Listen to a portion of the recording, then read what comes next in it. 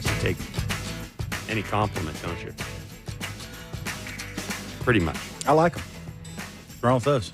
Folks behind the scenes here just gave us a compliment, which was nice. Did you pay him for that? No. It's Blair and Barker.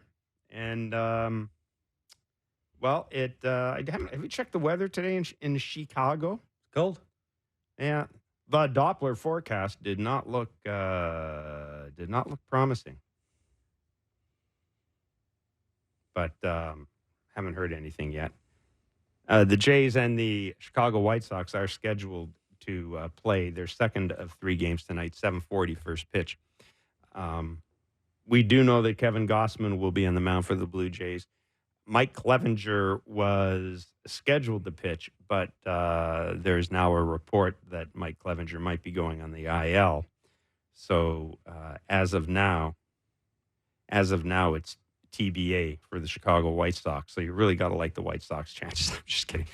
This is the Blue Jays lineup. Behind Kevin Gausman, Davis Schneider leading off. Danny Jansen hitting second. Guerrero, Bichette, Turner, Varsho, Springer hitting sixth. Springer hitting seventh. IKF, and then Kiermaier. We mentioned Kevin Gausman on the mound for the Toronto Blue Jays. 5-1 winners yesterday, and I have still not seen a starting pitcher for the Chicago White Sox. So there you go, Kevin. We've got a lot to talk about in this show. Erik Kratz, he's host of Foul Territory, former MLB catcher, is going to join us. Caleb Joseph's going to join us. So Nice. We've got 2 former catchers. We've got Terry Francona, former MLB manager, 2-time World Series champion. He'll be joining us. We'll find out if Terry's retired or interested in coming back. Ooh. And, of course, we'll have to ask everybody about the big baseball news last night, broken by our friend Bob Nightingale. Mm-hmm. Huge news. Angel Hernandez. Yeah. Angel Hernandez and Major League Baseball have agreed that he's gone. No, Angel Hernandez has forcibly retired, I guess would be the way to put it. It's what you call winning. Pretty much. I don't think anybody in baseball will doubt that from Major League Baseball. Some would Of course, say Angel, good riddance. Angel Hernandez has been a long-time umpire, and all you need to know about him is I don't think he's appeared in a postseason game. I think probably about... I think he's been in games. He's just not behind home plate. Yeah, I don't... He has not had a postseason assignment, I don't think, till like 2008 or something like that. So basically 5 of my co-hosts ago, I think. He hasn't had a lot of postseason work. And of course, he and Major League Baseball were embroiled in a lawsuit. He claiming that Major League Baseball, was guilty of unfair employment practices. So I don't know. Now,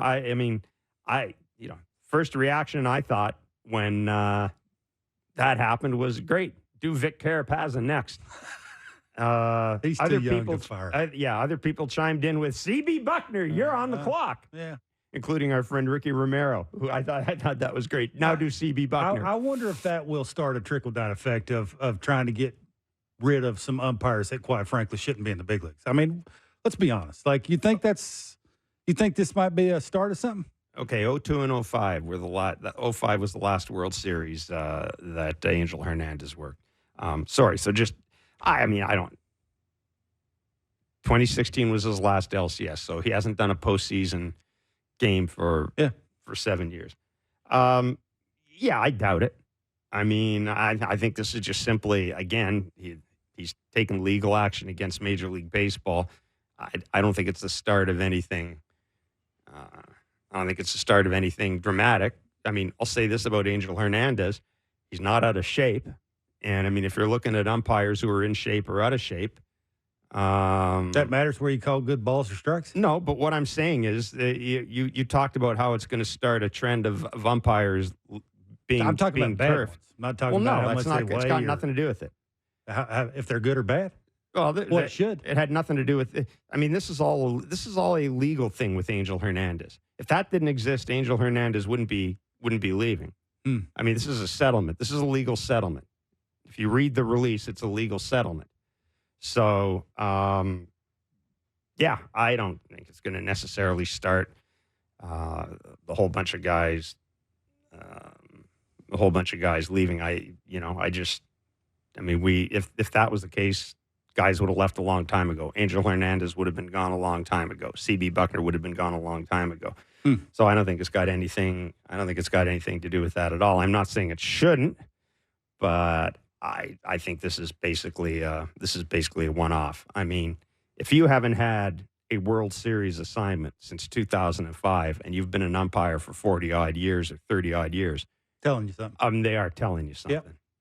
And anyhow, so the internet's going to be it's going to be worse off now because Angel Hernandez won't be around. Hey, the word is I've never had a conversation with him, but the word is he's one of the nicest humans on earth. Well, they all He really is. Well, not all of them. a lot of them are nice. Yeah, some of them. A lot of them are nice. Some of them. It's got Heat of the moment. Some of them are nice. Like I look, I think it is what it is, and he had a long career, so hopefully he enjoys his retirement or whatever you want to call this. Yeah. You know what would be great? Someone should bring him in as an analyst on TV. Yeah. And have him analyze umpires. We should try and get him on this show. Think about that. I mean, if you were gonna hire, I mean, they do it in soccer. They've got former officials. Now, granted, generally they're former officials who were recognized as being good. They have them on to do analysis. But I think if Angel Hernandez was doing in-game analysis, you pay attention? I would. Well, for a little while. Hey, can't we do any better than that? Anyhow, so we'll have lots of Angel Hernandez. That was perfect. Lots of Angel Hernandez talk ahead. Not really.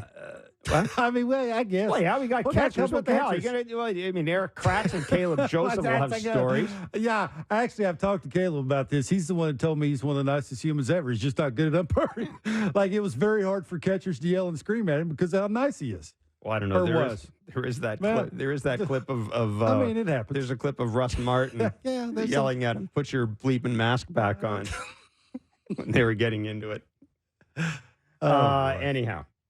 So, yes, Erik Kratz and Terry Francona will join us, Caleb Joseph as well. We've got tickets to give away to see the Jays and Pirates at the Rogers Center this weekend. Let's kind of put a bow on yesterday's 5-1 Jays win, Kevin. Chris Bassitt. Well, if you heard, we did Blue Jays talk yesterday, and we played Chris Bassitt's post-game availability in its entirety.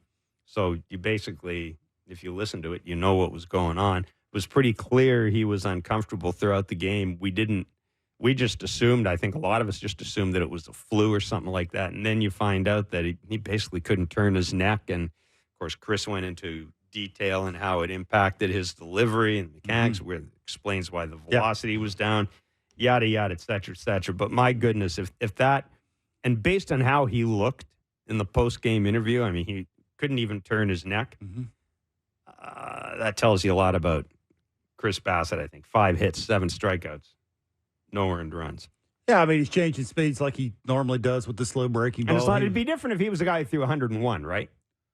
Yeah, I mean, he adjusted on the fly, right? It sounded to me like he was thinking after his bullpen he had no chance of even getting out of the first inning. I mean, it was almost the fact that he didn't after the 3 hits he got out of the bases loaded jam, and then it was starting to, you got to get big back there if you're the catcher, right? You got to give him a big target. Make sure you're missing because he can't go out of the wind. Well, he tried to go out of the windup a couple of times, and then he was going into the stretch because of the way he's trying to land open.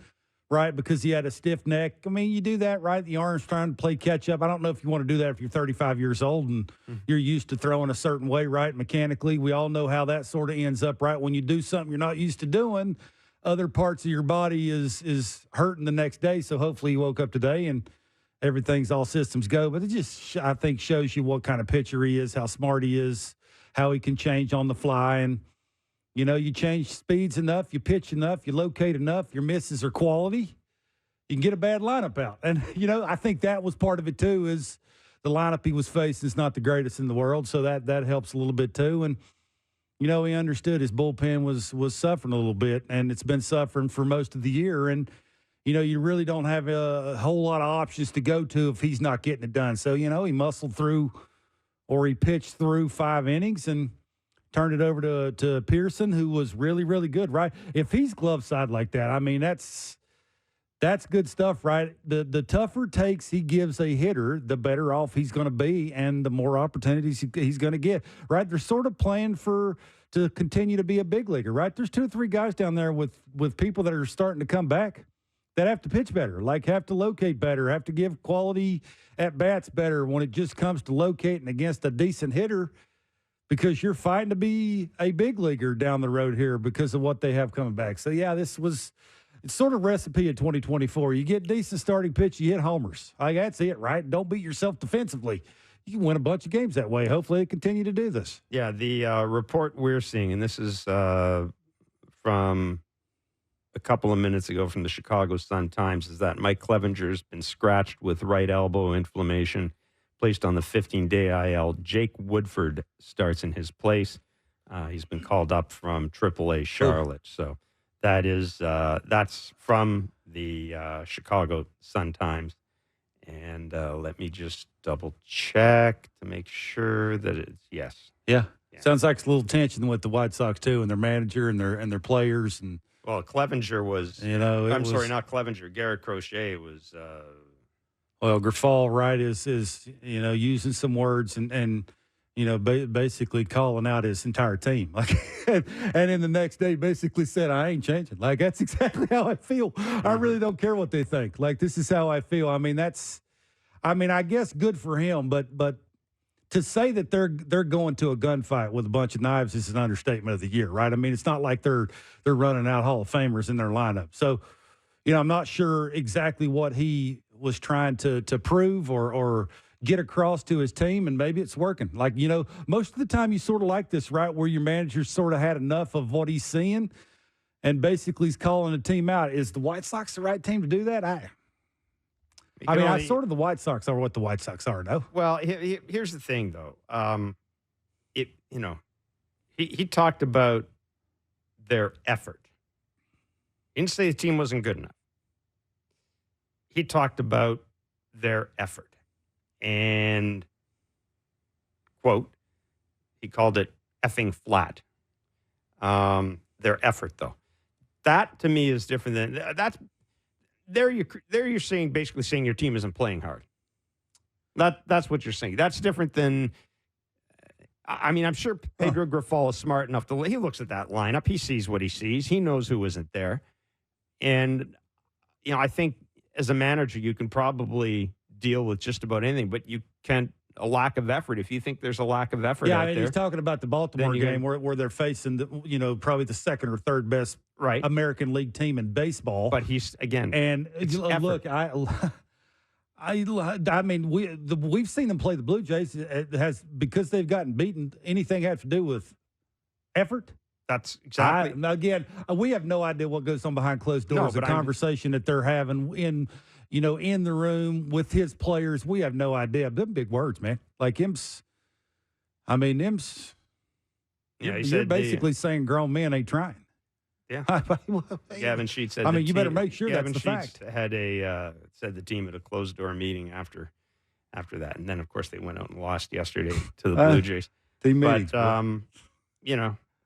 That's again though. I think that's a little different. It's pointing to your team's effort is, as you said. Now you're basically saying they're not trying hard enough, and. Again, I just look at that. I look at that lineup and he's pointing the finger at the lineup, guys, obviously, and the everyday guys, not the pitchers. I would guys can only. Who in that lineup? Who in that lineup would you know whether or not they're giving maximum effort? That's a tremendous question. I look at that lineup you better know what you're talking about before you come out and say that. Them's big words. Them's fighting words. How do you know? That's a great question. That is a tremendous question. Jeff, they are 15-40. So they've got the Jays right where they want them to. They're 21 and a half games out. He knows his team better than we do. He's in the room. He sees what they're doing. Maybe he's talking about preparation and things that are happening before the actual game starts. That I would think out of all the things that a manager could say about his team, that might be right up there with the worst thing you could say, right? Oh, absolutely. I mean, you better make sure 1,000%, not 100%, 1,000% that you know what you're talking about. Because if you don't, I mean, if I'm on that team and I'm one of them guys that are trying and he's pointing the finger at me, I mean, is that? I don't know how that's going to end. They're 15-40. Here's a stat that wow. Boom. The Jays have gone 19 straight games without scoring a run in the first inning. Yeah. That's one away from tying the longest streak in franchise history. That was set in their inaugural season when they were an expansion for a team that yells and screams about how good their game planning is and you know the analytics department and you know you need to know 1,000% what that dude's going to throw you and when he's going to throw you and how much he's going to throw it. I mean, that's your best hitters coming right up front. I was going to say it's your best hitters coming right up, and you got to think that it's probably the point in the game where the pitcher is probably going to be closest to what the scouting report says. Yeah, right? and finding a little tough. What do they always say? Get that dude early, right? Yeah. Before he finds his slot and release point. And, I mean, I suppose a guy could come up and go, oh, I'm going to trick these guys in the first inning. But I would think that in terms of stuff, et cetera, that's, you know, you haven't had your pitch count worked up by then. I mean, you probably don't know which pitch is working or isn't working. You may have an idea coming out of the bullpen. Remember now, too, some of them 19, George was leading off. I mean, that's not the year, right? That's, you know, yeah. You can throw some of them 19 out the window, but still. But you know what? All those 19, most of those 19, one of Vladdy or Bo was coming up. There or you two go. of Vladdy or Bo was coming up. I mean, so I know what you're saying. Yeah, I just know when I played, and, you know, I wasn't as good a hitter, not even where near these guys are. The first at bat was always the worst. I was almost praying that somebody was not standing at second base. That just because the timing and rhythm and, you know, trying to see what kind of late life it's got. How, you know, when does it start breaking? Mm-hmm. That first at bat's always that one, like you're just trying to get the feel, right? You're trying to get the foot down on time. You're just trying to see the ball. Maybe he's got a different arm angle. Maybe he releases it in a different way. Maybe he's a crossfire guy. Like all those things come into play. And I ain't making excuses for these guys. And, you know, 19 games, a lot. But just seems funny that they yell and scream about how good they are at it. And, yeah. Well, you would think that first at bat, you would be just armed with all kinds of information. Just it'd be oozing out the pores. Like, boy, I can't wait to run up to the plate because all this information I got. Yeah, I find that. I mean, I shouldn't say I find that necessarily shocking because in general this team has had an issue scoring runs, so it shouldn't surprise us, I suppose, that they would have an issue scoring runs in the first inning. But I'm almost kind of laughing because, you know, those 19 straight games, those are games in which they've scored 11, 6, 9, 9, 9. Yeah, they've had games in there as bad as they've been. Okay, then we won't look past that, Jeff. But as bad as they've been, they have had innings where games where they've scored a lot of runs. Let me ask you a question. Does that stat mean anything? Does it matter? I think it does because it gets to your point about preparation. That's, you know, they only scored 19 runs in the first inning this entire season. So, yeah, they've gone 19 straight games, but they've played, 52 games or whatever, however many it is. So they've gone a lot. This is 19 straight, but they had a lot of games where they haven't scored in the first inning. And, yeah, that kind of does surprise me because, again, you know, for much of that time, you know, Springer, you're right, Springer was leading off, but Guerrero Bichette, Guerrero Turner, Bichette. I mean, Vladdy, Bichette, and Turner, two of those three guys most often have been coming up in that inning. Two of the three got off to a really slow start. Three of the three are not, you know, tremendous home run hitters, at least this season. I just asked that question, right? I'm sure it's information overload, and they're thinking about a lot of things. And if we know that stat, I'm sure they know it, and I'm sure they've had conversations about it. Does it warrant a conversation? You mean with the players? Yeah. I don't think so. Am I going to walk up to the first five guys in the order and go, hey, you guys do know that we've only scored 19 runs in our first inning? But the other thing I will say, too, is it just gets to the point. It just reinforces how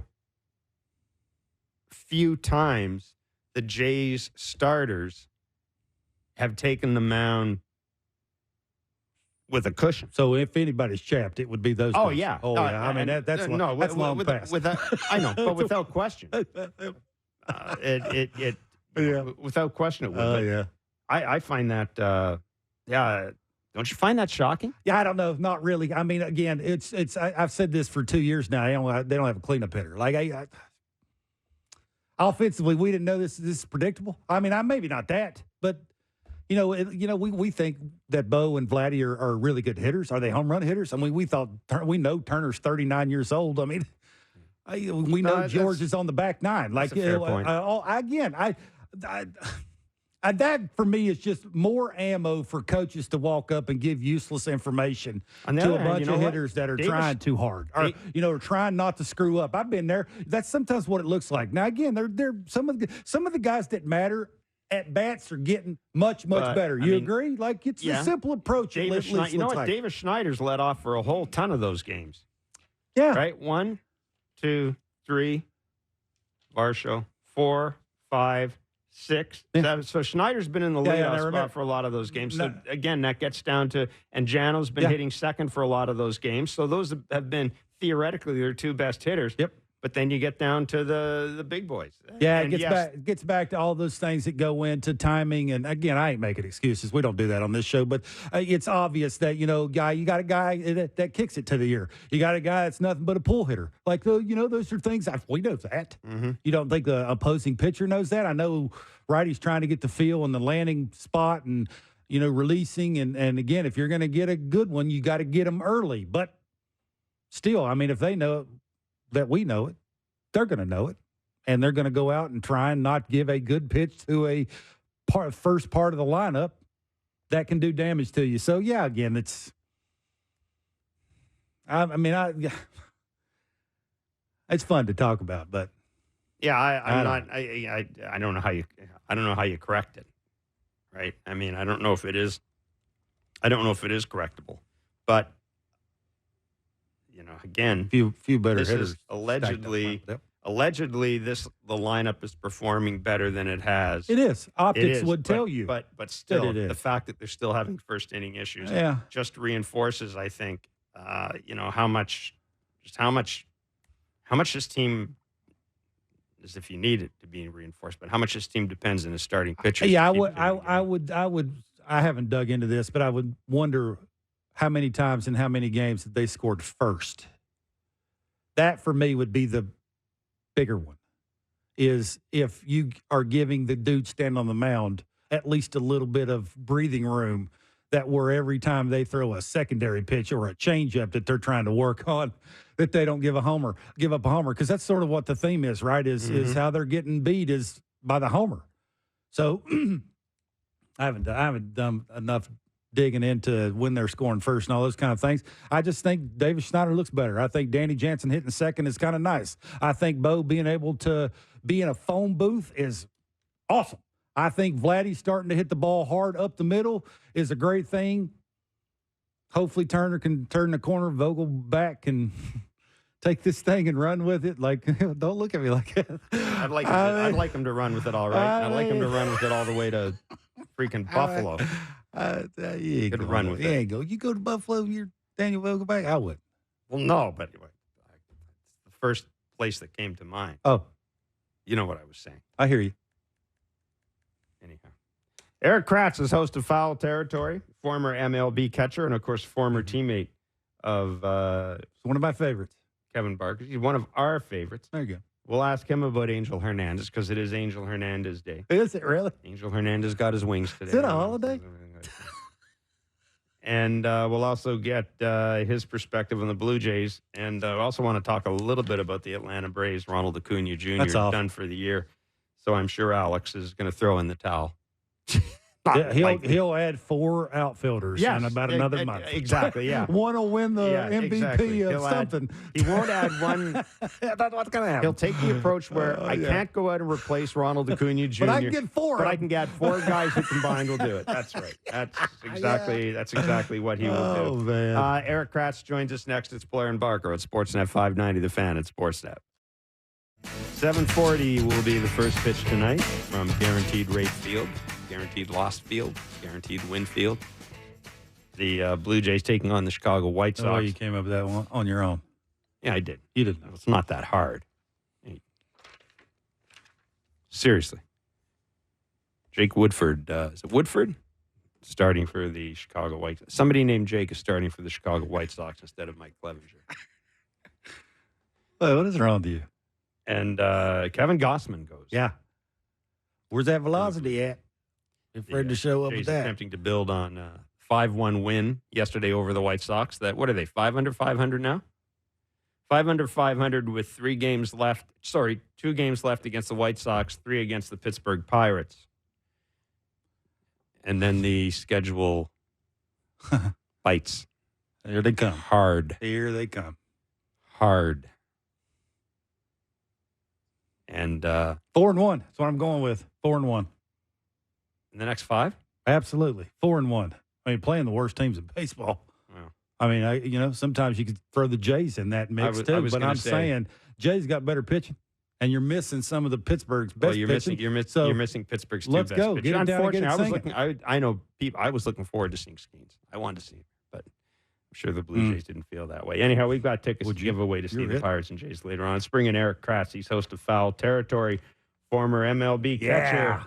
There he is. So when Bob Nightingale hit Twitter last night with the report that Angel Hernandez was retiring or leaving the game, however you want to describe it, did you shed a tear or did you pop a bottle of champagne? Did you have a moment, Erik, as a former catcher? It's allergy season, so there was some leaking. There was some leaking in my eyes, but yeah. I hate the fact that there's so much going on around. Like Angel Hernandez is now gone. Finally, like he's just the tip of the iceberg. And when you talk about icebergs, there's a whole lot of crap underneath. And to me, it's just about accountability. Yeah. Major League Baseball didn't need to run him out the door, give him his compensation on the way out. All they need to do is just set up a system where they're accountable. Everybody's accountable. You know what? If you miss a call, hey, you know what? I missed the call. Hey, you do that 10 more times, you're going to the bushes. Just like when Barkey struck out 6 times in a row, he started looking behind his shoulder. He's like, is Cito going to get me? Are they going to cut me? Are they sending me down? No, that's the league. It's a pro league. It's a men's league. If you don't play well or you don't umpire well, he gone. How was he beyond balls and strikes? But one, how was he to deal with? And two, we've all gone online and we've seen the botch plays and all that. But was he particularly bad at balls and strikes, or was it just the all round? Was it sorry, my bad, I missed that. It won't happen again. Was it just the Angel Hernandez-ish of everything? So he has become a meme. He's become a meme of all bad calls. And is he a great guy? Sure. He is a really nice guy. Like, they go and they give the whole, like, he's so nice. All the umpires love working with him. That's great. It's like a great teammate. Like, teammates need to be held accountable too. Right. Like, to me, it's, okay, hey, where'd you have that? He's like, he always gave you this look. He always gave you the. And you're like, no, like we want to talk about it. Yeah. The best way I explain Angel Hernandez is without demeaning him as a person, because he is a person and he doesn't need to be like wrecked as a person. But as an umpire, he would, when guys would check swing and he's behind a dish, somebody would check swing and he'd be behind a dish and he'd go like this, he'd go. And he'd look up at the hitter's face. Wow. Somebody that really watches games and cares what's going on and what umpires are calling. And I go, Angel, why do you do that? Why do you look like this up at the hitter's face? And he goes, with his same look, he goes, well, if you knew what I saw, you would do it too. That doesn't make any sense. That's what I mean. I don't know. Like, he was just running at a different, and I think if there's accountability, I bet he could have been a better umpire. And that's my belief. But there's no accountability. You stink, you stay. Congratulations. Yeah. Kratz, did you ever have a front office person for Major League Baseball come down and have a conversation with you about how umpires are behind the plate? Have you ever done that? You mean in like evaluating them from the night before? Yeah, absolutely. Because that's the right. If you really want to get a true evaluation, go to catchers. Like, how do they talk? How do they call games? Have you ever had a conversation with the front office in Major League Baseball about that? Not once. No, not once. And it's not. We have all the numbers. Look, you missed the box. You missed the call. It was at 99 miles an hour. Okay, it happens. But when you do something like think about Brian Walsh. Brian Walsh threw Bryce Harper out of the first game on a Friday night, beginning of the series in Colorado in the first inning. Punched him out, threw him out of the game, punched him out. He didn't think it was a strike, but he said, "Hey, where do you have that?" And he goes, "Meh." He goes, "What do you mean, meh?" He goes, "Well, where did you have that?" Because he's trying to figure out, hey, we're going to have this guy back here the whole night. I'm going to have 4 more at-bats. Where'd you have it? This dude gets called up from AAA, and he goes, "See ya." And there's no accountability there. There's no they might tell him, "Hey, don't make a big scene when you're just a call-up." But the same thing with Angel, "Hey, let's work on your bedside manner." It's like a doctor that does surgery. Yeah, most of your patients are out, but it doesn't mean you can just cut the patient up all you want. Yes, you're the umpire. You're the one that's supposed to be in charge of balls and strikes, not in charge of the game. Let the players play. Yeah, no, it's really well said. I mean, we've talked about the lack of accountability, and, I made the point that I follow Premier League soccer, and what they do is if you blow a call, now they've got issues with video replay, but they do the big issues, but if you blow a call, they announce publicly that you are not working that weekend in the Premier League. You are instead going to work in a League One game. And and the umpire, and you do it, and then next week you're back in the rotation. But there's at least there's an element of you screwed up. We didn't like the way you did it. We're not sitting you for a week, but we're going to give you a lower level game for a week. And obviously, if that happens 3 or 4 times, you've got evidence that the guy's not very good. And I've wondered about that. I've wondered. I don't necessarily like the idea of saying to an umpire, we're gonna suspend you for 3 games, or we're gonna suspend you for 2 games. No. But I do like the idea of saying, you're going to Durham. The Southwest flight to Durham leaves in 4 hours.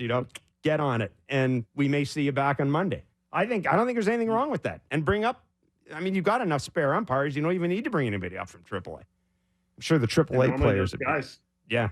Normally those guys that come up have the best scores behind the dish. Yeah, they're the most locked in. Just don't get comfortable. That's the biggest thing.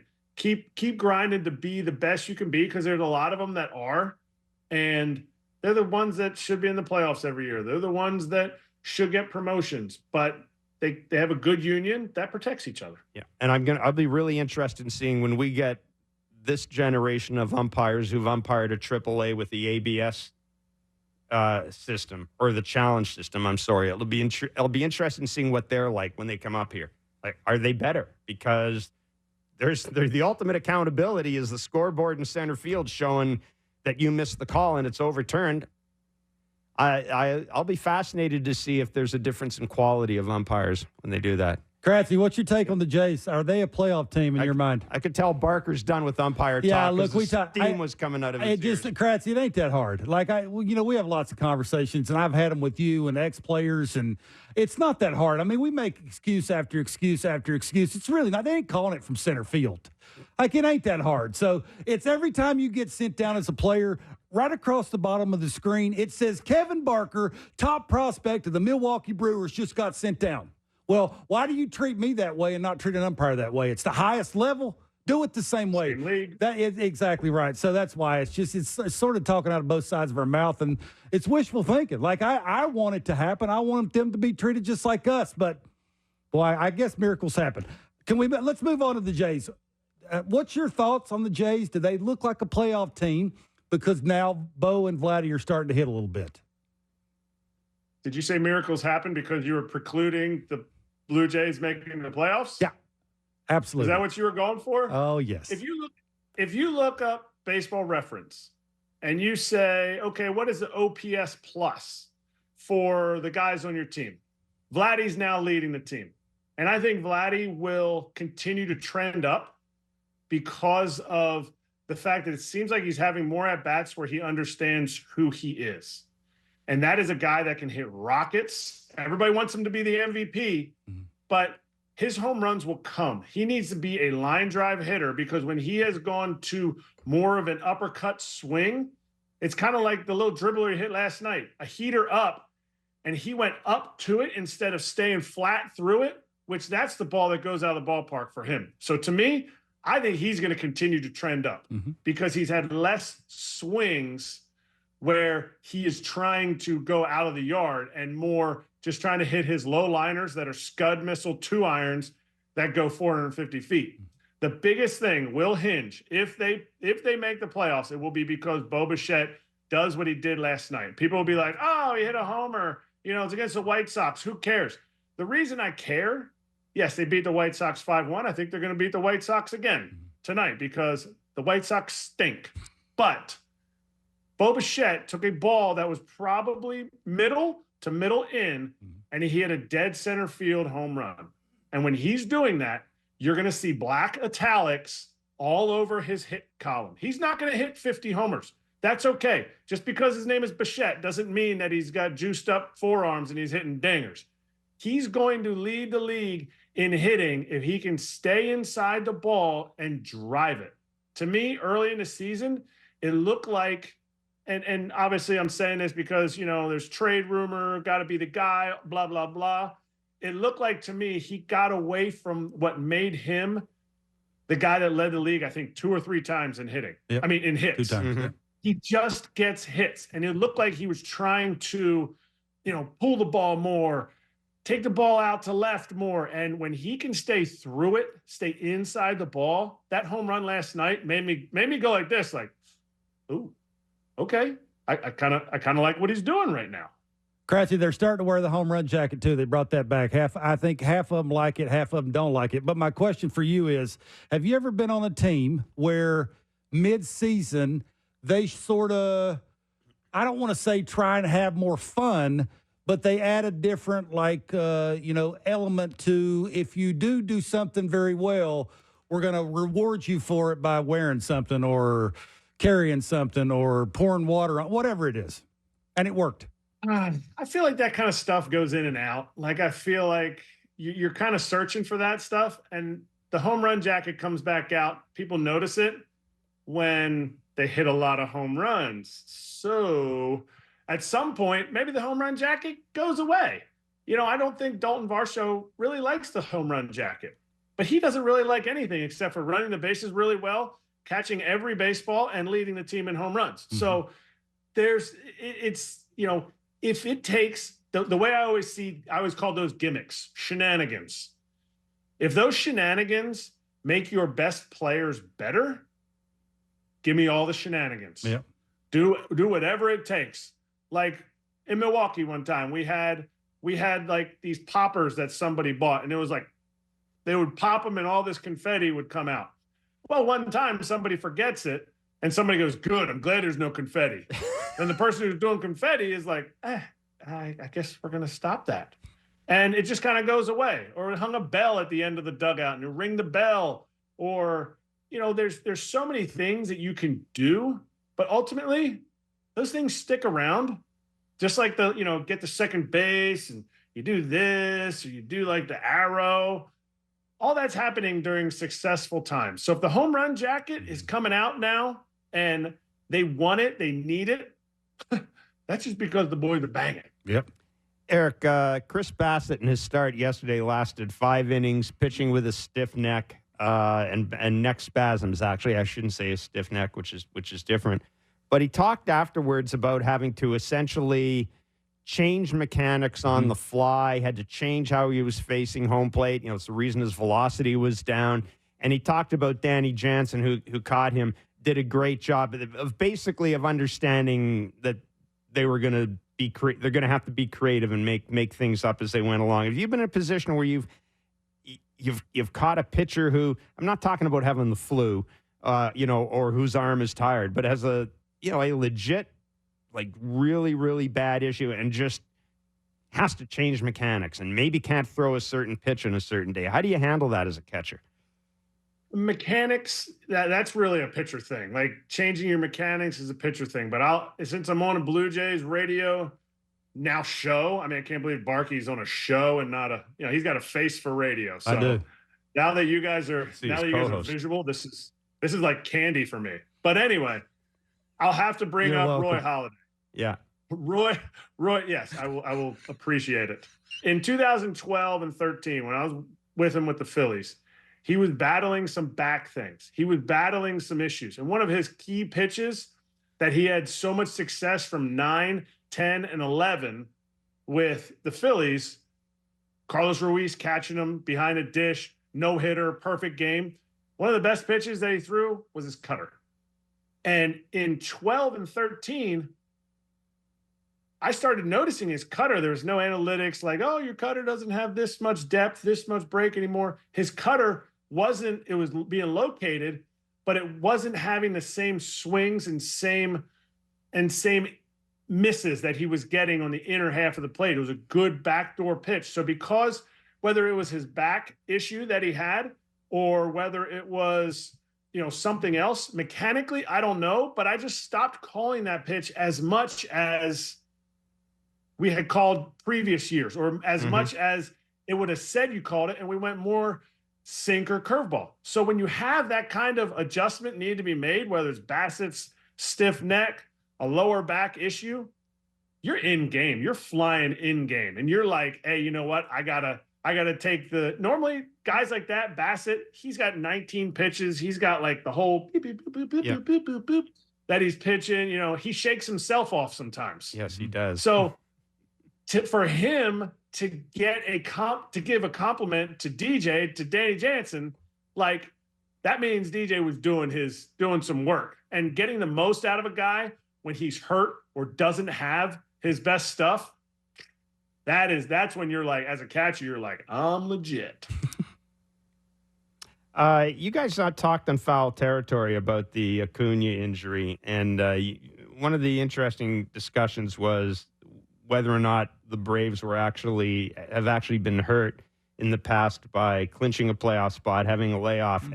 And it would be interesting to see what the Braves were like if they were in as a wild card team. And, I remember covering the Detroit Tigers, covering a postseason one year with the Detroit Tigers. And I think their layoff was so long in the playoffs, I believe they flew down to Florida for like 2 days just to go to the spring training complex and, play simulated games and all that. That really can be a thing, can it? Like the idea that you have to fight like hell to get in the playoffs, and now you go right to the wild card. You don't have a day off. That can be a positive thing, can it? No? No. You don't think want your days off. You do. You want your days off. This whole I don't want my days off. Like, keep on playing. Save it. Look at me. I have a career 209 hitter. I had 5 days off all the time. Okay. 5 days off, play. Yeah. 5 days off, play. Like, I appreciate that these guys are saying that it's been brought up that like guys don't want time off, and that's the reason. No, those guys at the end, if you say to the Braves or the Phillies are different because the Phillies are like the Blue Jays. They have a really deep rotation. They're doing better than the Blue Jays rotation, but incredible rotation. So they're hurt a little bit less by this. But if you tell the Braves, you guys got to go play a wild card game. This is last year. Okay? You got Strider and you got Max Fried are throwing games 1 and 2. Bang. They swept the Marlins. Guess who they're throwing game 1 against the Phillies? Yeah, guess. They don't know. Yeah. Maybe Charlie Morton. They don't want to go to the number 3 guy. Everybody wants to have your rotation set. And as much as the teams are saying, well, the Dodgers did it, the Braves did it the last 2 years, the Dodgers lost to, you know what? It just didn't happen. And the hitters are sitting there going, I guess it could be that. But if there's hitters that say, okay, I needed a little bit to adjust to the fastball, I needed a little bit to adjust to, then I would believe it. But when the manager says it, when a beat reporter says it, I'm just like, you're just coming up with theories because you've never seen a team struggle. The other thing that you have to remember, and this is a big thing that you have to look at of these teams that absolutely boat race through the regular season and then lose in the playoffs. Who is beating up on who? Like, are you beating up on teams 1 and 2? Are you beating up on their 3 top guys in the bullpen? Because the playoffs is all about your number 1 and 2 starters and the top 3 guys in the bullpen. You ain't seeing John Smith throwing rinky-dink sliders up there at 82. Bullpen, you're facing the Twins because the Jays have saw it. Yeah. You're getting Caleb Thielbar in the 2nd inning. You're getting Johan Duran in the 7th and 8th inning. You're getting Griffin Jacks in the 9th inning. You're getting, like, these dudes are throwing a billion in the regular season.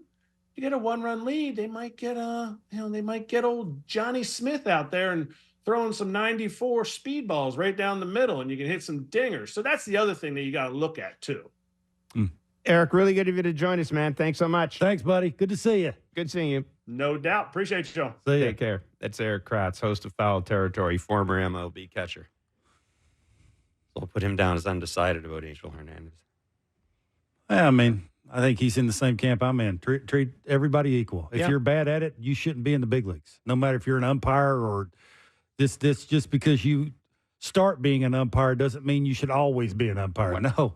It's the best umpires in the world. If you're not one of those, see ya. You'd rather have simple. The question that we talked about at the end. You'd rather have a day off than keep her rolling, wouldn't you? If you were going in the playoffs? I don't know. I mean, it depends on how I'm doing, how I'm feeling. Like if I'm rolling offensively, why would you want days off for? Like it's you want to hit the ground running, that kind of thing, right? It's setting up your pitching staff. Look, if you're an everyday player, why would you care about the pitching staff? Like it's to each his own kind of thing, right? It's what your role is on that team is probably determining on how you're feeling and when you want the games to start. So if I'm struggling, I probably want the time off. I'd rather be in the batting cage. If I'm not struggling and I'm hot and I'm seeing everything and my timing's on point and I'm hitting a bunch of homers, I want to play all the time. So, yeah, it's going to be intriguing to see because they're going to be a wild card team now. It seems like the way the Phillies are playing and as good as they are, it might be hard for them to win that division. So they may not have a choice. Maybe they're going to have to play all these games in a row, and maybe that's a good thing for them.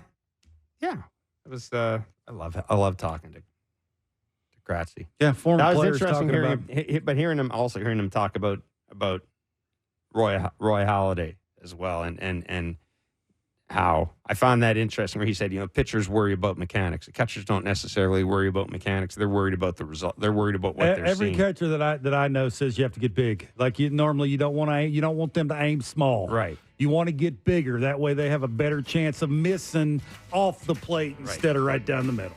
Yeah. Terry Francona. I mean, he needs no introduction. Former MLB manager with the Phillies, the Red Sox, Cleveland. 2-time World Series champion with the Red Sox, of course, most recently with the Cleveland Guardians. Retired from baseball. Well, he hasn't retired from baseball. He stepped away from baseball. We'll find out, one, if he's retired, and two, we'll talk to him about the emergence of Josh and Bo Naylor. It's Blair and Barker on Sportsnet 590 The Fan and Sportsnet. All right, 7:40 is the scheduled first pitch tonight in Chicago as the Jays take on the Chicago White Sox. The White Sox have scratched Mike Clevenger with elbow inflammation. They will go with Jake Woodford. The Blue Jays are going with Kevin Gossman. And you should know that as of this moment, it is pissing rain in Chicago. Can't put it any other way. Pouring rain in Chicago right now. Just coming down. Can you say that? I don't think you can say that. I just did. Pouring rain in Chicago right now. And and then just looking at the Doppler, looking at the Doppler radar because you It's know me, never I love me wrong. some Doppler. Yeah, it's never. It's raining throughout the night, although it doesn't look like it's necessarily going to be of biblical proportions. But anyhow, stay tuned to Sportsnet 590, The Fan, and Sportsnet, and we will let you know if there's any change in the first pitch. Swear to God that we didn't ask Terry Francona to come on thinking that Angel Hernandez, it was going to be on the day that Angel Hernandez was going to step away from umpiring. Nope. That's we have got it right here in my list. Want to talk about the Naylors, want to talk about managing, et cetera, et cetera. But we do have Terry Francona, former MLB manager, two-time World Series champion, on the line. Terry, thank you for joining us on Blair and Barker. And I mean, I do have to. I'd lose my journalistic cred if I didn't ask you about Angel Hernandez. And I mean, you know, I went on Google just to make sure that, you know, that you'd had some run-ins with him. And of course, like just about everybody in baseball you have. But I'm kind of wondering, I'm just going to ask you flat out, was Angel as bad as social media made him out to be as an umpire? Well, I think you guys and everybody else would be really surprised at how good these umpires are. I think you got to remember technology has made such drastic strides, you know, in the last number of years that a ball that's an inch or two off the plate, you know, gets a lot of hype. Or if you go back 30 years ago and you look at some of the home plates, like during a World Series, like Eric Gregg and guys like that, man, if the catcher sat 6 inches off the plate and you hit his glove, it was a strike. And so those days are over. So I guess my point is, you know, I mean, we all complain because we all want every pitch. We want every call. And yeah, there are some that are missed. But when you're talking about a guy that might be throwing 97 and the ball's 2 inches off the plate, oh boy, I kind of have a tendency to maybe give him a little bit of a pass. Basically, you want managers, catchers, players, they just want consistency, right? Like if it's a strike in the first inning, Yes. please make it a strike in the ninth inning. Yeah, and not only that, but I think their temperament has a lot to do with it too. And that's where maybe Angels run into some problems. There's a lot of umpires that don't have great home plates, but you don't see them getting yelled at much because their temper, you know, the way their temperament is so good that they just snuff out any potential problems. I think that's a big part of umpiring. Terry, did you have to learn how to talk to an umpire? I did. When I was a player, you know, you knew who you could talk to and who you couldn't and how you could talk to them with your head down. And as long as you didn't look eye to eye with them, you could sort of get away with probably things, you know, you shouldn't be saying. But as a manager, as long as you did it, did you have to learn how to talk to an umpire? You know, it's a really good point. You know, I knew a lot of them because I'd played. But then when you become a rookie manager, you have to earn your stripes, you know, all over again. And then as you become sort of a veteran, well, then some of the guys that I knew, they were starting to retire. And so, you know, you get newer guys coming into the league, and it's all about trust. And I don't blame them. Shoot, there was things I could maybe tell a Randy Marsh or you know, Fielding Culbreth that I couldn't tell somebody that just came into the league last year. And that's not their fault. You know, they you got to earn their trust along the way.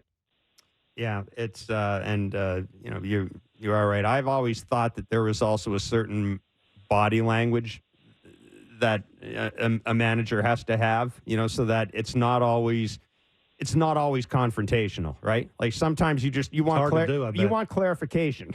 Yeah. Yeah, and again, how, you know, like I just talked about temperament, it goes the same way with managers too. You know, you can probably aggravate somebody if you really want to. Yes. Yeah, absolutely. I want to move on to the Naylor brothers. We've had Bo on several times on the show. Josh is his nature has been a little reluctant to come on. Are you surprised? Are you surprised at how consistent Josh has become? And what is it about these two kids that just seems to make them? They seem to have their heads screwed on. They're obviously good players. What was it like managing those two guys? Well, they're really different. and that's not a bad thing. Josh comes in and, some days it's loud, some days it's not. But with Bo, really reserved kid, really, they're both respectful as can be. But the one thing with Josh, and I noticed this from the first day we got him, is he can hit a fastball. Mm. And not everybody in baseball can say that. You throw 97, he's going to get to it. And there's something to be said for that. Terry, what do you think the hardest thing is for a young player nowadays? You were a young player. You were a young manager. You see young players now, and they're sort of going through things. To your knowledge, what do you think the hardest thing is for a young player to get past? I don't think it's baseball, guys. I think it's social media. Mm-hmm. I think guys that pay attention to that. I mean, we've all kind of seen people that really get vocal on social media. Rarely are they saying something really nice. They're trying to outsmart Alec, the next person or something like that. And if you let that define you, you're really setting yourself up for a headache. And it's the world we live in now. When I came up, we didn't have cell phones, let alone social media. So you just tried to play the game, which is hard enough on its own. But with all the added things now, it just can bog you down. Was it easier, do you think, Terry, just in general, to trust the people around you back then compared to now? Oh, I think so. I mean, now somebody holds up a phone while you're talking or, I think being a young person was so much easier when I was young than it is now. Everybody makes mistakes, but when you make mistakes now, man, they're documented and in some cases forever, and it follows you. And it's just, it'd be nice. Young kids need a break. You're never going to be perfect. So I definitely think it's a little harder for them, and they grow up quicker. If somebody says Jose Ramirez to you, first thing that pops in your head is what? I smile. Yeah. Hey, he is what you're looking for. I mean, and truth be told, his English isn't great. It's getting better. My Spanish isn't great, and it's not getting better. So, there's a tough time sometimes communicating. But saying that, I was with this kid 11 years. If you're looking for a ball player, if you're looking for a teammate, don't go any further, man. He's what you're looking for.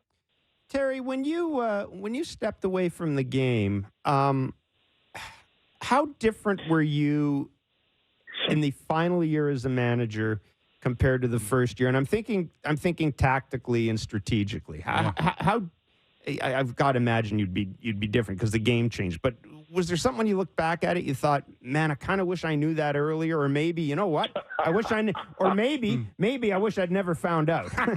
Well, probably a little bit of both. I mean, I think you definitely need to keep learning, or you're missing the boat. The thing that I noticed with me, and it wasn't strategically, because I knew what I wanted to do. It didn't always work out, but I kind of knew what I wanted to do. Is to be a good manager, at least in my opinion, you got to have a ton of energy. And it was just becoming harder for me to do that. And I didn't want to stay for the wrong reasons. So I just felt like, and you look at Stephen Vogt right now, I'm so proud of what they're doing. They play the game right. They play hard. And that was just getting harder for me to do. And I didn't want to shortchange anybody. Terry, I would think as a manager, it's very tough to know when to call out your team. Pedro Gaffal just came out and basically said, in so many words that his team needs to get better effort. And I would think as a manager, that probably at the top end of sort of the worst kind of things you could say, at least out loud. Is there sort of a blueprint on a manager sort of when, how much, and maybe what is too much you can say out loud? Well, I think that's the beauty that there's 30 teams and you have 30 managers and probably 30 different philosophies. I do think if the manager has to have a meeting where he just screams, probably the only person you're really helping is yourself because you're blowing off some steam. I think if you can communicate without losing it, it's going to help everybody. But, and every once in a while, I think you need to get their attention.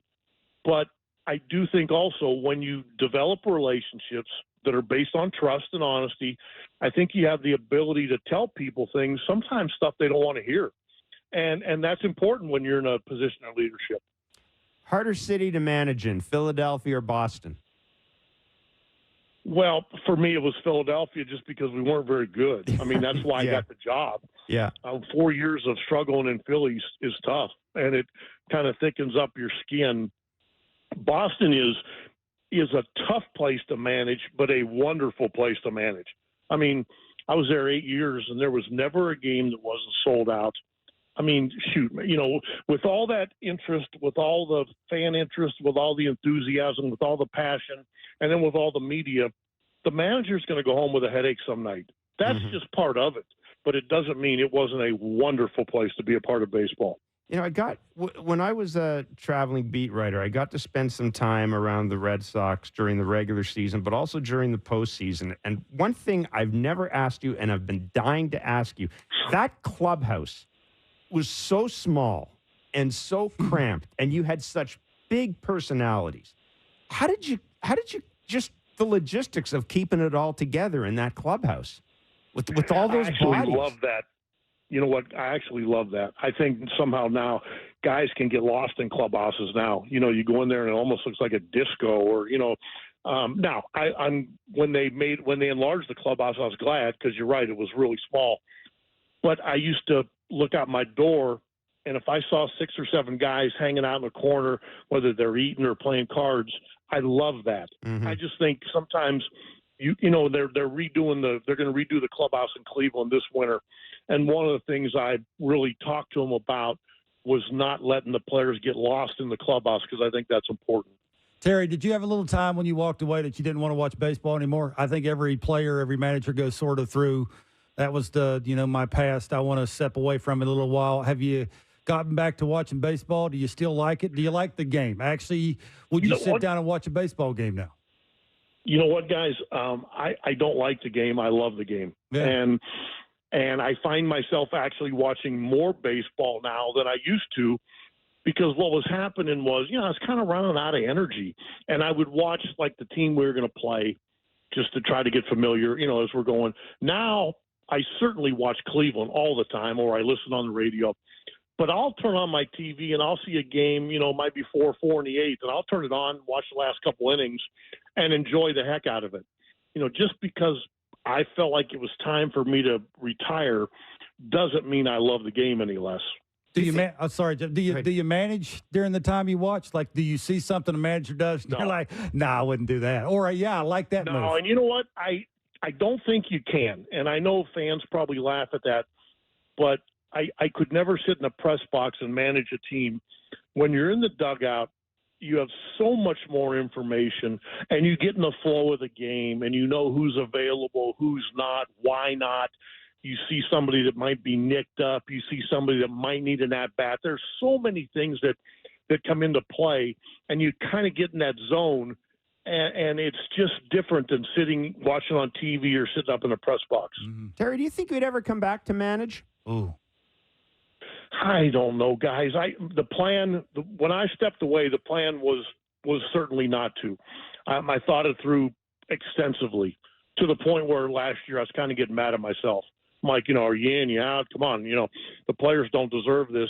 And when I told my bosses that I thought it was time, it felt like the weight of the world was lifted off my shoulders. Now, saying that, I don't even know yet, like, what I'm going to miss. And if I end up missing some, I'll try to figure that out. But right now, I'm really enjoying being retired. I needed to. I was pretty wiped out. A lot of physical issues I had that didn't help.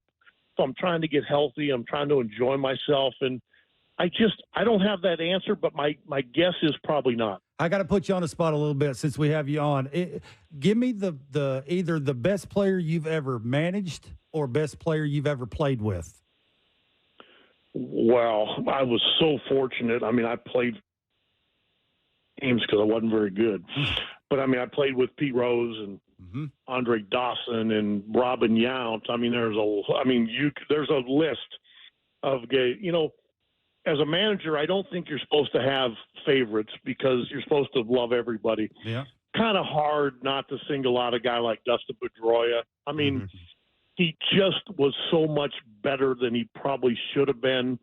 And he was the ultimate team player, which to me speaks volumes about somebody. So, and then there's guys like Ortiz. I mean, I love Johnny Damon. I mean, Kevin Millar, who I was talking to today. I mean, I don't want to leave people out because it's not fair. Right. Scott Rowland. I mean, my goodness, I was so lucky.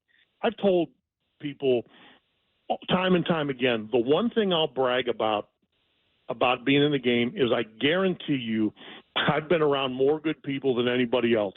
And I believe that, and I'll take it to my grave. Awesome.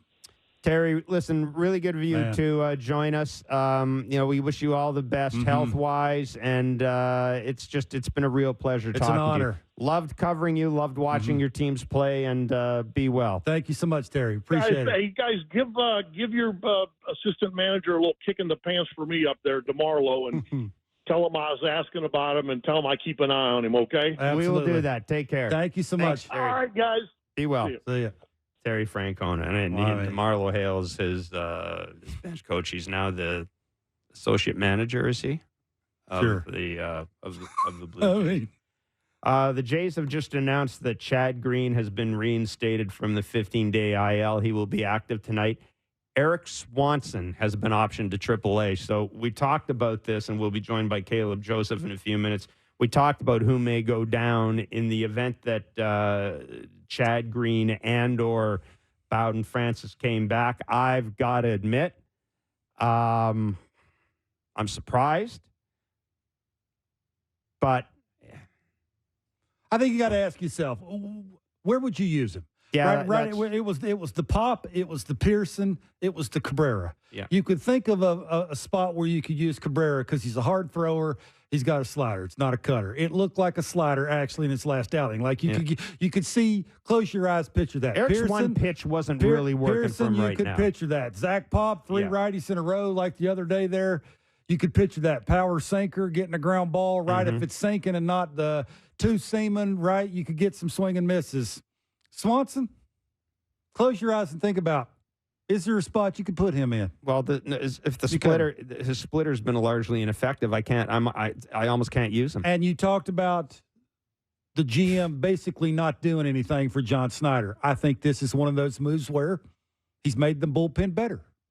I mean, you can't. I don't know how you could argue that. Yeah. Like, again, Cabrera, you got to be careful. Mesa, you got to be careful, right? Pop, you got to be careful. It's pockets. Pearson, pockets. Like, there's a lot of pockets down there, but you could close your eyes and picture that pocket. Right now with Swanson, fair point. You can't close your eyes and picture that. And then, again, there is some urgency here, and you're sort of working with what you're working with. Now, when Francis come back, I mean, this makes it even more interesting now because we've already seen one guy go. I didn't think he'd go down. I didn't either. I mean, I didn't think he'd be optioned, I should say. I didn't either. So they've surprised us with one move. Let's see what's what's next. I mean, other than Tim Mesa, would you be surprised with the other guys? I would. I mean, no. There still seems Richard Garcia and Romano. They're not going anywhere. So it's the other guys. Then. Don't you get? It just seems really. It seems really hard for this organization not to let go of Tim Mesa. When I say like DFA him or anything like that, but it seems really hard for this organization to move on from him. Yeah, I think he's a good dude. I'm not saying that as. I'm not saying it. I'm actually not saying it as a negative. I'm saying I think that there's a lot of miles traveled together with Tim Mesa, and I think that's been really good too. You got to remember they're 12 games out of first place. Yeah. It makes it a little easier to say hi to guy when you're 12 games out of first place. We've been giving you the chance to win blue, and I want to thank. I didn't want to move away from Tito right away, but that literally just went as Terry was finishing his last. You notice I didn't call him that because you got to earn nicknames. Like you got to earn the right to call a guy by his nickname. I wouldn't call him. Yeah, you got to earn that. Yeah. No, not too many people call me Bark. Like you got to earn it. You do. I call you Bark. Well, I've been around you long enough that that's not my name. I've thrown enough stuff at you that. It's okay. But seriously, Bark, why don't you just not worry there about it is. See, he's earned it. There he is. The thing with Terry is, and maybe it was a little too much inside baseball. But you know what or Fenway Park is like. I mean, the clubhouse is it's awful. It's tiny. Like, it was awful. It's not anymore. They fixed it up. But there was a time where, without a word of a lie, you could stand. We were doubled up, Jeff. Talking. The visitors' clubhouse is worse. The 25th, 26th guy, which there wasn't when I was playing. It was the 24th, 25th guy. We were doubled up. Yeah, and two guys in one locker. And frankly, you had to walk past the shower to get to the manager's office if you were a reporter. But anyhow, even the Red Sox home clubhouse was really small. And of course, it was the Red Sox, so there was always. That team. David Ortiz, Pedro Martinez, Jason Varitek. When you were covering them in the postseason, every one of them would, and this is something people don't give that team enough credit for, every one of them would do their media availabilities every day. They were even better than the Yankees, who were very professional. But, there were days where Derek Jeter, you just knew Derek Jeter wasn't going to talk. No. David Ortiz, if he saw somebody there, he'd always ask you, hey, Pappy, you want something? And it was just so crowded. And I always remember walking past Terry's office, and Terry usually had a game of cribbage going. And that was the other thing. It was kind of cool, was you'd walk past Terry's office, and he'd be playing cribbage with two guys, two of his players. Or not two of his players, but he'd be playing cribbage against another guy. There'd be a cribbage game going on all the time, or card games going on. And I just thought, to keep that, and those are big personalities. Sure. And that media was voracious. Absolutely. And to keep that all together and make it work and not have guys tripping over each other, it really was. Yeah, winning makes everything really was easier. Remarkable. It makes but you know what? There were a couple of times I was there where they were, they had more winning times though. Yeah. But there were some times there where it was dicey. The Cubbies was bad too. It was. Yeah. You were double up in lockers, and all I remember about the Cubs smelled bad there. Well, I'll tell you, this tells you how old I am. When I covered the Expos and they go and play the Cubs would smoke in their locker room. Sammy Sosa, Mark Grace always had a heater going. Always had a heater going. It was tremendous. It was great because some of the beat writers would step outside and have they would. They'd step outside and they'd be having a heater with Sammy Sosa. Anyhow. We've been giving you the chance to win Blue Jays tickets all season long here in Blair and Barker. And they used to, by the way, take the fire alarm apart before Nobody they on did. the on-deck circle, huh? No. That's a great story. All you have to do is text the correct answer. Well, you can tell it in a minute. All you have to do is text the correct answer to our daily baseball trivia question of 590-590.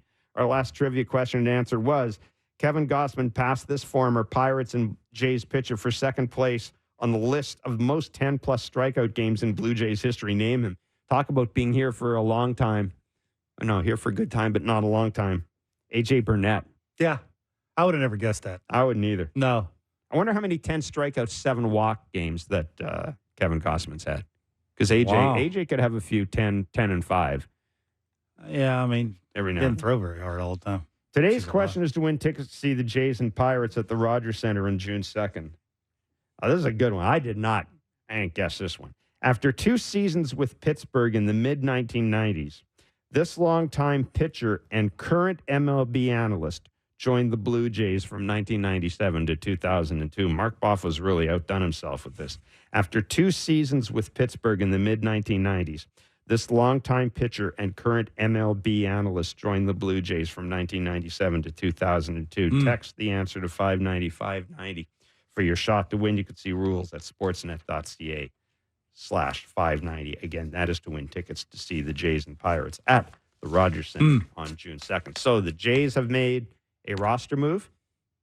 Bit of a surprise. I think we could call it that. Makes sense, though, once you think it out loud. Once you drill down deep, it makes sense. Caleb Joseph is our Blue Jays analyst on Sportsnet. He'll join us next. We'll talk about the Jays move, and we'll get Caleb's fondest memories of Angel Hernandez. It's Blair and Barker on Sportsnet 590, The Fan, and Sportsnet. Here comes. Called strike 3, and Schwarber is thrown out of the game, and he had zero issue with getting thrown out. Making it very clear, you've missed him inside, outside, up and down. Kyle Schwarber thrown out after being punched out by Angel Hernandez. And Joe may go too. It's going to be What's a holiday, Jeff? going to be different. It's holidays. Happy holiday. Angel Hernandez has stepped away from the game. Some will say he's been fired. Some will say he's left after reaching an agreement with MLB. Some will say he was kind of pushed out. I mean, bottom line is Angel Hernandez will not be umpiring any games unless he ends up showing up at one of your kids' games. But no, Angel Hernandez. Angel Hernandez no longer umpiring. Caleb Joseph, our Blue Jay Central analyst, joining us. We've got important stuff to get to, such as Erik Swanson being optioned. But, everybody else has had their opportunity to dump an Angel. So I would be remiss if I didn't ask you as a former major league catcher and a catcher who was known. You were known to converse with people. You're a chatty fella. It was quietly. Holding your glove over your mouth like this. Were you happy to hear that Angel was leaving? Or did you shed a tear? Did you have a toast to Angel? Because he must have treated you like dirt, right? Because everybody says, yeah. There were warning signs early on in my big league career saying, hey, watch out for Angel. And so when I came into the league in 2014, and I remember having him the very first game, I was hesitant, but he came up and he said, hey, I don't know you. Your first year in the big leagues. Congratulations for making it to the big leagues. And I was totally caught off guard. Like, whoa, wait, who is this guy? He said, do you have any kids? Do you have a wife? And we started chatting just about normal family stuff. And this is all throughout the game. And he's chatting and he's having a great game. And I had been warned that this is going to be the hardest game. He's tough. He's this. He's terrible. And he could not have been any more nice. He had a great game behind the plate. So you caught the one game. The one. You caught the one game. The one must have been that was one of his better ones. But we all see the TV. We watch the shows. We see the calls. And, there were missed calls. But at least he was a nice guy, as Kevin Barker loves, while he was doing it. I want to ask you this. Are there umpires who are crap balls and strike umpires, but really good when it comes to being on base, being base umpires or sort of running the game or being crew chiefs? Or is there a difference? In other words, could a guy be a good umpire other than the fact that he can't call a ball or strike? Yeah, there's some guys that can really make nice calls on the bases. And we have the luxury of replay now, so we can really critique them. We can get in there super slow-mo. And sometimes I don't think they get enough credit, to be honest with you, that in the split second, they are making a lot of times the right call. But when it comes to ball strike umpires, you can have some really bad ball strike umpires, but if their approach is really good and you can have a conversation with them, you can't really be that mad at them. I remember one time Larry Vanover, very, very veteran umpire, was behind the plate and very nice to me, very back and forth. But he missed a call about 4 inches outside. And I don't really know the strike zone that well, but I knew that ball was way outside. And it was a strike 3. It was a day game. And I turned back and I said, wake up, Larry. That ain't on the plate. And he just kind of stared at me and didn't say anything. And I went in, I put my gear on, I came back out, and I was heated. I was hot. I mean, I'm playing twice a week, and I'm grinding that bat out. I cannot be hosed on a 4-foot pitch outside, basically. And he got behind my catcher's mask right after I threw the ball down. And he said, buddy, that was a ball outside. I owe you one. And at that point, he had dissolved every bit of frustration I had. What am I going to say? Yeah. What am I going to say after that? But it's the guys that that ball's outside, and you tell them, hey, that ball's outside, and they say, nope, on the corner. That's when players lose it, is when you won't even have a conversation and be willing to listen and maybe say you're wrong. See, I would have said, never mind the pitcher. Give me the makeup call when I'm at the plate. Exactly. That's what I want. Give it to me, not this guy throwing the pitch. You give it to me. When he throws me a center cut breaking ball and I get jelly-legged, you call that a ball. Scouting report pregame, do you go over bad umpires? Is it something that's a part of it? That's a great question. The Arizona Diamondbacks were the first team that I saw before every game that they had the umpires heat map. So batters have heat maps, pitchers have heat maps, umpires have heat maps too, and you know where they generally like to call pitches. So a guy like Will Little, I know him very well. He's very tight on the edges.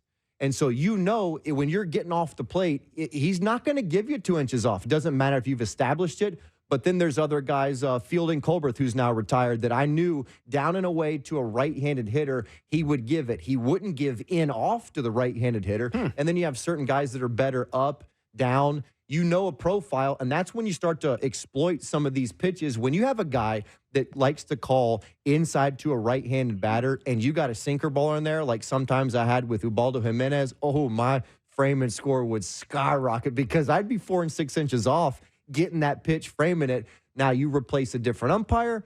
Now you might not be getting that pitch. That's why sometimes pitch framing metrics can get a little bit weird because sometimes it's all about who you draw. Ever help you hitting? Like you knew umpire because you were catching, didn't give you the ball off the plate a little bit, don't like the ball away. 100%. I'm not going to swing at it because of that reason. So 100%. You knew which guys you had to protect a little bit more up, a little bit more down. You knew going into it.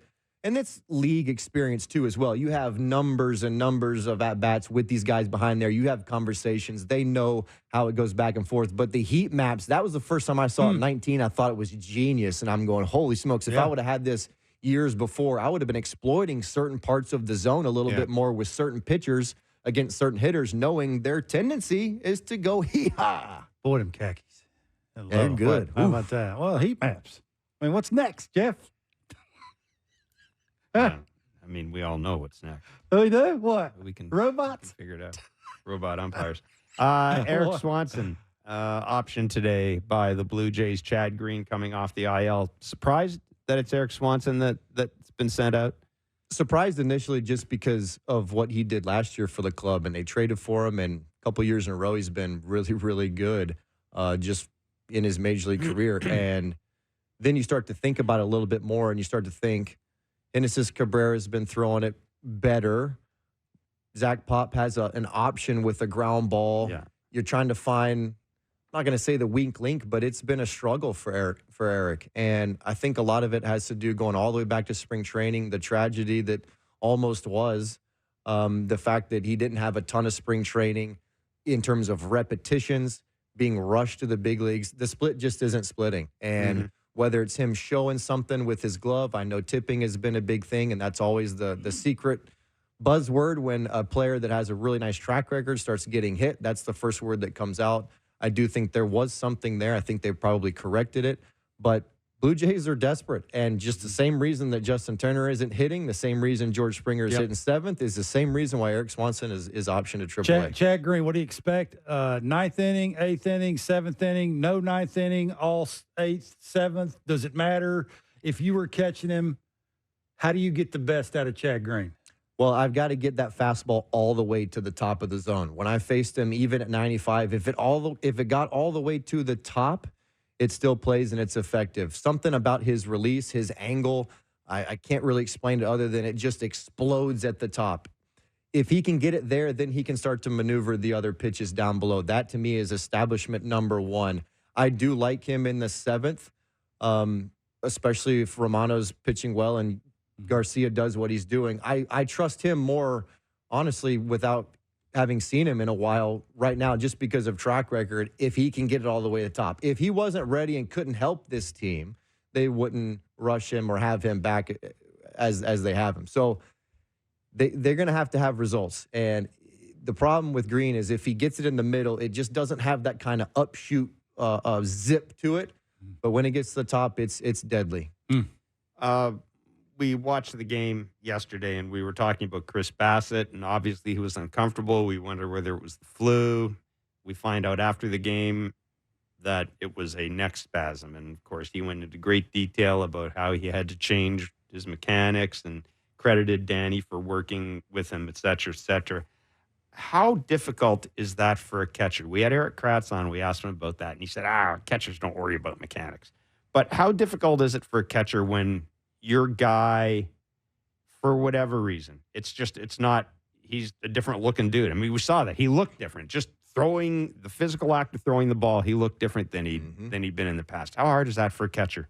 Yeah, you got to be really in tune with what he's featuring that day and what he can and can't do. And you become therapist, you become pitching coach, and all of the above. And I remember having a kid, John Duplantier, in Arizona, 2019, really struggling, electric stuff, but all over the place. And my little wristband told me that I could only throw certain pitches and certain counts to certain hitters against the LA Dodgers. And we did that for the first 2 innings, and he had no idea where the ball was going, walked like 4 or 5, gave up 2 runs.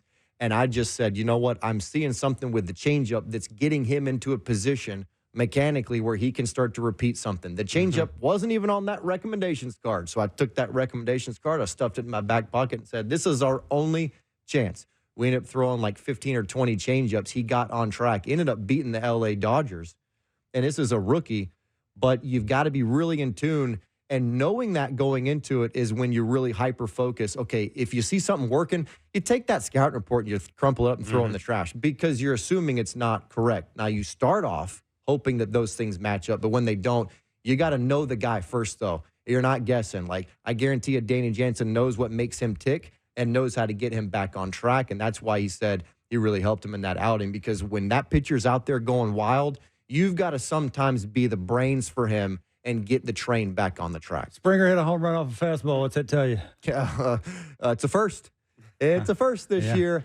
I love it because I've been saying this for weeks now. He's got to pick one or the other. Pick one or the other. Either hammer medium speed in the zone, hanging right down the middle, or get it down early enough to get onto the fastball. I personally think he, at his age, is going to be attacked with fastballs. So go ahead and get out in front and try and barrel something out in front. He can hit medium speed in the zone with ease if he's early and on time for the heater. If he's kind of waiting in that medium speed zone, that's when you're seeing it. You're trying to let it travel. If you're looking off speed, you're trying to let it travel. So then you can get in that weird, let it travel too much and jam yourself on a breaking ball. It might sound weird. Or you see it and you get all jumpy because the last at bat you jammed yourself. Whereas a lot of times if you're ready for that heater, and you typically have medium speed, bad speed, which I think he has right now, if he's gearing up to go heater, that hanging breaking ball, it just naturally is caught out in front to the pull side. I liked what I saw, but I need to see about 10 more for me to believe that that's a thing. Why does this team have so many issues scoring in the first inning? 19 games now in a row where they haven't. You know, Kevin made the point that all we hear is, you know, they've got all this fabulous information, process. And I mean, Kevin's point was you would think that the first innings when it would all, I mean, you're out there fresh and you got all this, you know, you haven't had your first, the ball hasn't hit you yet. You haven't had your first misplay in the field or anything like that. But man, 19 games in a row without scoring in the first inning. And that includes games in which Davis Schneider and Danny Jansen have been won too. Like, those are your best guys on any particular day. Yeah, when's the last time you saw a 20-pitch first inning for the opposing pitcher? For me, they just come out a little bit too hot. How do you know what that guy has? I get this whole swinging at the first pitch. I'm fine with that, I guess. If you hit the first pitch heater down the middle, 550 feet, but I'm telling you, if I see one more, and this is not a knock against David Schneider, but if I see one more 6'3" on a first pitch breaking ball, get out of here with that. Quit trying to jump ship first inning. It drives Buck nuts too. Buck talks about that all the time. If you've got a guy you haven't seen before, exactly. See, like, let him throw you a couple of pitches before you. Totally. If you want to show me track record and you've got 40 at-bats against this guy and you know exactly what he's going to do to you, so be it. Have at it. But a lot of times these guys only have less than 10 at-bats. Yeah. And I know there's analytics. I'm all for it. I love the fact that they have all of the information at their disposal, but it doesn't tell you what he's got this day. How do you know that he didn't sleep wrong and he ain't feeling it and he's projected to throw 95? Maybe, yeah. And he's projected to throw 95 and his breaking ball's 88, but today it's 85 and there's the rollover because you haven't seen it. Why are you in such a rush in the first inning to get it over with? Stop rushing the outcome. Sometimes you got to play the long game, which is why they are able to do it when they come back around. But again, if you're swinging a first pitch breaking ball and you roll over, your next at-bat might be the most important bat of the game, and you've seen one pitch. That's it. Like, it's a long play. Now, if Vladdy comes up and there's runners at second and third, no outs, different story. But the game situation dictates what you should do. And for me, they just try and rush the first inning way too much. Barker always talks about that. If you have a bad first at-bat, it's tough. Well, it's tough. And for me, that's the hardest at bat, right? It's timing. It's what's the ball look like, how it's breaking, How is he going to try and get you out? I used to hate a dude standing at second base because that was what you're trying to do is, right, get in the rhythm of the game and get athletic and see the ball longer and all those things that go into it. I got to ask you about Pedro Grifol, basically calling his team out about effort. And I think sometimes that would work. And then I think about the White Sox. And have you ever been on a team that a manager's actually came out and talked about effort? I don't like the effort. That's basically what he said was they're not giving enough effort. Like he basically, and then the next day he doubled down on it. Like I don't basically care what they think. He didn't say it sort of like that, but that's basically what he said, right? Was I'm doubling down on it. That's how I feel. They feel one way, I feel the other way, right? If you were in the locker room and you were probably feeling the opposite of that, how would that, now again, what are they, 14-40? You know, their record is what their record is. So how would you, I think, go about that if you're on the team and in the locker room with that? Well, yeah, I've been on teams where there was a lack of effort. It was obvious, and not from everybody and not all the time, but sporadically there was question marks. And the manager that I had never came out publicly and said it, but there was whispers between certain guys on certain teams. And I'll be frank with you, I came out and said it in one meeting, and I got crushed. I mean, absolutely crushed by the team for saying that. Yeah, by a couple guys. But I also saw 3 or 4 guys absolutely take care of business after that too. So it's a fine line. And usually the guys that get their feelings hurt are the culprits that probably look in the mirror and can't be honest with themselves. Now, if all 25 guys can look in the mirror and say, you know what, I've busted rear, I've given it everything I have every day, then he's totally out of line. But Pedro Grifol, first-time manager, right? Yeah. He's not trying to fire himself. He must obviously see something, and it might not be all 25. And I do respect that, but sometimes, you know, just pulling a guy off the field and sitting him, hey, playing time hurts too. Yeah. So it is a bit of a tricky. Sounds like he's got the backing of the front office too. He doubled down on it. Like if you double down on it, it ain't about your team, right? Because they're 14-40. It's about the front office. You're way taking to go, that, basically. You're taking that message up top and saying, hey, what do you think about this? They're talking every day. He and Getz are talking every day about stuff, and they're probably seeing the same thing. And I wouldn't be surprised if Getz, being a big-time big leaguer, is saying, hey, take care of this. I'm seeing this. You take care of it. I wouldn't be surprised knowing that that's a big leaguer up top running the show. You played for Buck. Would Buck Showalter single out in the clubhouse, not to the media? Would he single out guys, or was he more of a we got to be better? And that would have to work better, wouldn't it? Instead of singling guys out, say we got to be better. We had advanced meetings before every single series. And that goes back to basically the plays that we could get better at, the plays that were totally unacceptable, and the plays that we did amazing. So we always finished on great plays. But every 3 days, we were shown exactly what needs to be done differently. That's amazing, because remember we had Freddie Gonzalez on, and he talked about Brandon Hyde. Before every series, they sit down and they talk about what they did well, what they didn't do well. They always try to end on a positive. Yeah. And he said, if we didn't do anything really well or anything really bad, we have a rules seminar. Or we talk about a play. Runners on first and second, one out. Always a teaching. Yeah, there's always something that so that might be an Orioles thing, is what I'm saying. Yeah, it works, and it's called accountability. And it's you know how you do that? If you do it and you're consistent. The biggest thing is consistency. You can't come out 40 games in and just start just fire them away.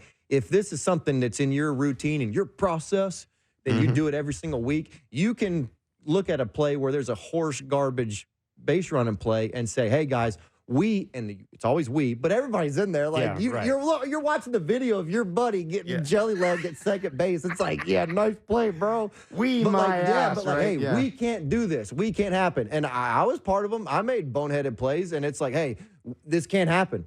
This cost us a run. This is this. But then, you know, if I made a nice play, it'd be amazing play right here. We talked about this play in spring training. Tag first and third, you know, tagging it first, induce a throw to second, steal a run home. That's it. Like, it was always, so it's accountability. And if you have it consistently throughout the season, guys get accustomed to it, and you don't feel like the manager's pointing his finger at you.